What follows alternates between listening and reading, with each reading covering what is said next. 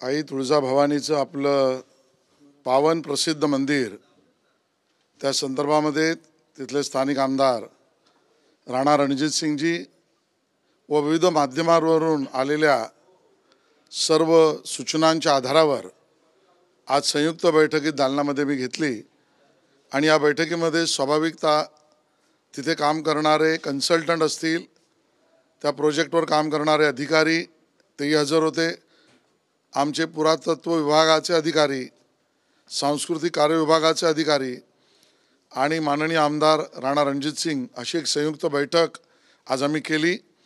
4 महत्त्वाच्या गोष्टी समोर आल्या। एकतर पूर्ण ही वास्तू ही धोकादायक किंवा कशी आहे याबद्दलचा एक सर्वे ऑडिट करणं आवश्यक आहे। तो कन्सल्टंटने केला, तो तातडीने त्यांनी सोमवारी दिला पाहिजे। याचा अर्थ मंदिराची वास्तूची आजची नेमकी स्थिती काय याचा अंदाज सोमवारपर्यंत घ्यावा, म्हणजे जो रिपोर्ट आला तो सोमवारपर्यंत द्यावा। नंबर 1। नंबर 2, पाहणीत स्थानिक लोकांनी हेही सांगितलं की ज्या बीमवर कळस आहे त्या बीमला तडे गेलेले आहेत। या संदर्भामधली माहिती सुद्धा मी त्या ठिकाणी कन्सल्टंटकडून घेतली। नंबर 3, स्थानिक आमदार आणि स्थानिकांची मागणी होती की त्या ठिकाणी 2 एजन्सी वेगवेगळ्या पुरातत्व विभागाच्या काम करतायत, त्यांचं काम सुचानुरूपपणे चालू राहिलं पाहिजे, तर वेळापत्रक त्यांचं ठरलं पाहिजे। आणि 4, जर ती वास्तू रिपेअर करायला लागेल, कळस उघडावा लागेल असं असेल तर नेमकं आपल्या आईच्या मूर्तीच्या बाबतीमध्ये पूजन, पूजना, प्रथा, परंपरा, वेद, शास्त्र किंवा अन्य काही ज्याच्यावर ज्यांचा पूर्णपणे त्याचा म्हणजे अभ्यास आहे अशा मंडळींकडून काय केलं पाहिजे पूजनाच्या बाबतीत, या सगळ्याचा सर्वंकष विचार करून 15 दिवसामध्ये त्या ठिकाणची मंदिर व्यवस्थापन समिती, पुजारी, मंदिरातले मंदिर पुजाऱ्यांबरोबर काम करणारे सगळे सहकारी अशी आपापसात बसून 15 दिवसामध्ये त्यांचं म्हणणं मांडतील आणि 15 दिवसामध्ये आई भवानी तुळजादेवीच्या या मंदिराच्या जीर्णोद्धाराच्या रिपेअरिंगच्या कामाची पूर्ण गती आपण सुरू करणार आहोत।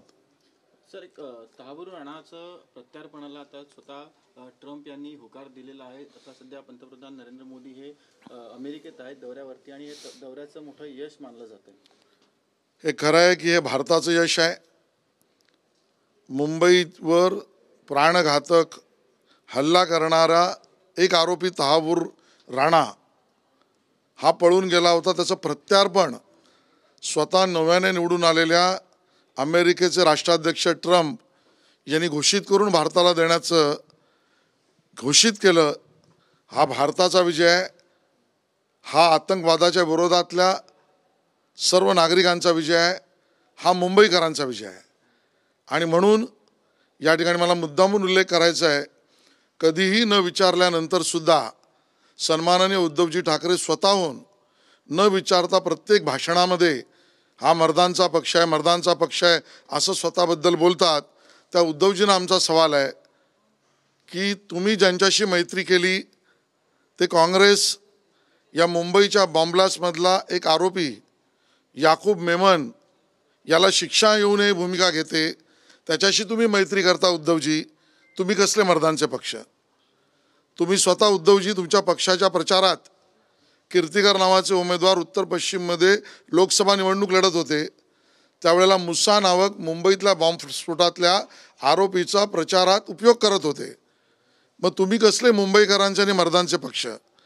भाजपचा हा नेहमी मुंबईकरांबरोबर साथ देण्याचा कायम प्रथा, परंपरा आणि पद्धत राहिली आहे।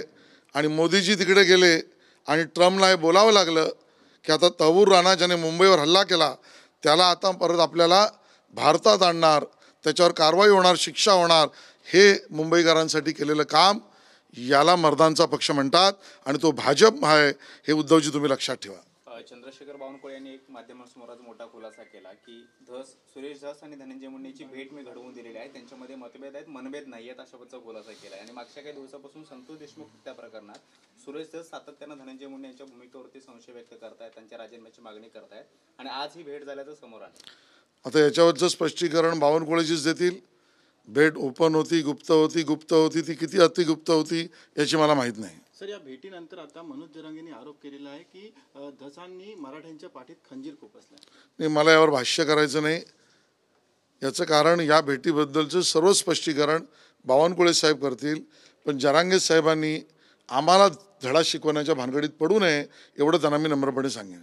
माणिकराव कोकाटे यांचं एक वक्तव्य सध्याच्या रेषेमध्ये आहे. पीक विमा संदर्भात बोलताना भिकारी सुद्धा 1 रुपयाचा पीक घेत नाही, मात्र शेतकऱ्यांना 1 रुपयात पीक विमा देण्याचा प्रयत्न आम्ही केला, असं वक्तव्य त्यांनी केलं आणि ते सध्या मोठ्या प्रमाणावर ट्रोल होत. वक्तव्य मला माहीत नाही, मी बघतो आणि नक्कीच त्याच्यावर मी माझी प्रतिक्रिया देईन.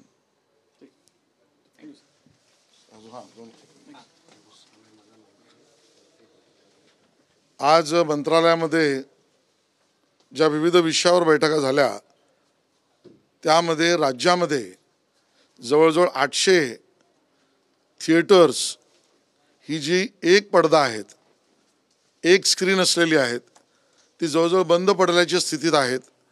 या सर्व 800 एक पडदा थिएटर्सना यांनी केवळ मराठी सिनेमे दाखवावे यासाठी त्यांना काय सूट, काय मदत, काय सबसिडी, काय अनुदान, काय कायद्यातली मदत करण्याच्या विषयामधलं प्रारूप 15 दिवसामध्ये आपल्या सांस्कृतिक विभागाच्या चित्रपट आणि चित्रनगरीच्या अधिकाऱ्यांच्या मार्फत तातडीने त्यांनी द्यावं अशा पद्धतीचे मी निर्देश दिले.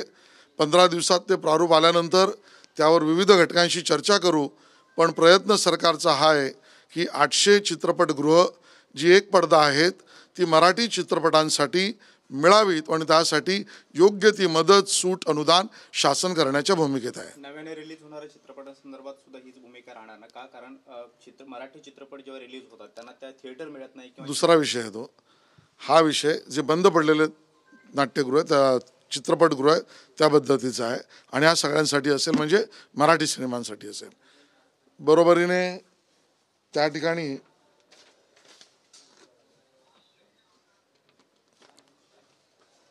लक्षात असं आलंय की काही तिकीट लावून नाट्यगृहामध्ये अश्लील अशा पद्धतीचे प्रयोग, ते एक पात्रे असतील किंवा स्टँडअप कॉमेडी असेल, हे आता मराठीत काहीतरी कांदेपोहे नावाने सुरू झालेले आहेत. या विषयावरील आज बैठकीत चर्चा करून आपल्या अखत्यारीत असलेल्या रंगभूमी महामंडळ असेल याची सेन्सॉरशिप किंवा परवानगी घेणं हे बंधनकारक असताना ती न घेता जर असे कांदेपोहे किंवा अन्य अश्लील असे प्रयोग तिकीट लावून चालत असतील तर त्याच्यावर कार्यवाही करण्याच्या बाबतीतले निर्देश मी त्या ठिकाणी दिलेले आहेत. हा जो कार्यक्रम नियोजित होता कांदेपोह्यांचा, त्यासाठी परवानगी घेण्यात आलेली होती का? काय कारण कार्यक्रम त्याचीच चौकशी करून कारवाई करावी असं मी सांगितलेलं आहे.